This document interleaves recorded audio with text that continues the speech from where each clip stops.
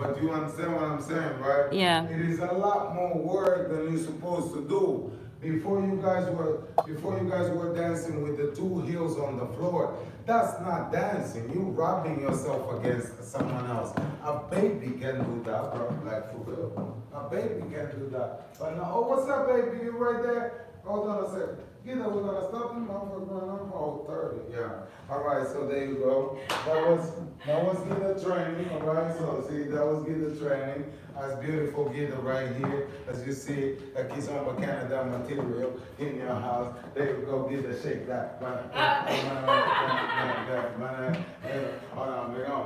And Guida,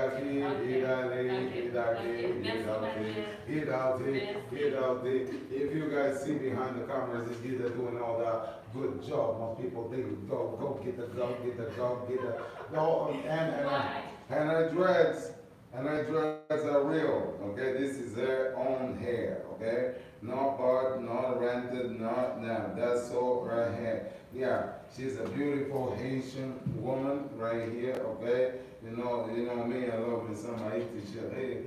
Non ne va, mia, un classique. Non ne va, get that for the go.